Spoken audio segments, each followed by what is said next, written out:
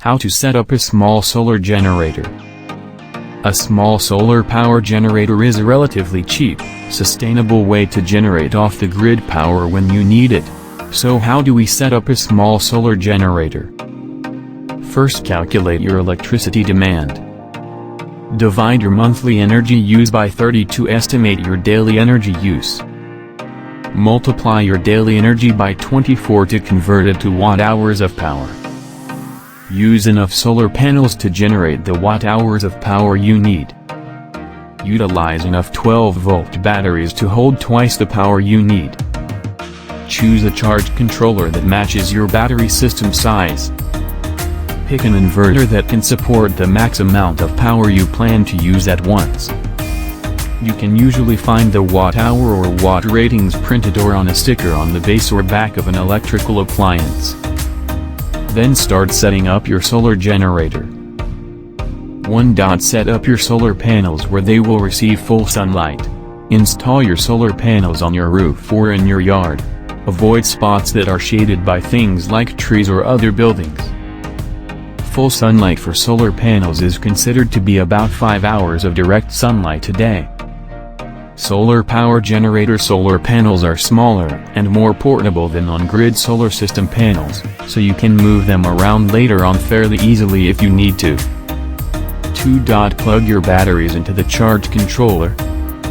Connect the positive and negative cables from the batteries to the positive and negative terminals on the charge controller.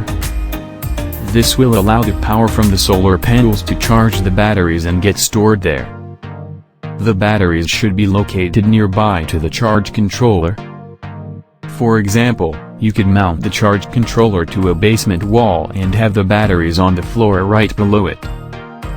Your solar charge controller will have clearly labeled outlets for all the cables and may have them numbered in the order you should connect things.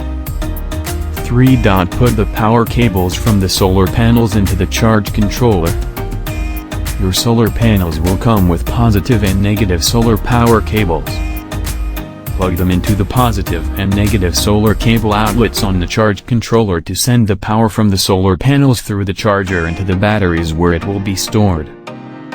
Your charge controller can be attached to a wall or other surface anywhere inside your home, such as in the basement, inside a closet, or under a bench.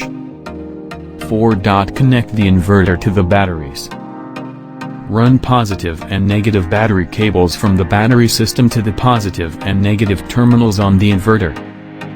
This will provide the solar power stored in the batteries to the inverter and convert it, so you can plug appliances that you want to use directly into the inverter. You can also connect 12-volt loads directly to the controller, in addition to using an inverter. For example, you could wire 12-volt light bulb directly to the controller to run your lights and keep your inverter completely free to plug other things into. Your controller will have 2 slots for positive and negative DC load wires that you can just plug positive and negative wires connected to something like a light bulb directly into.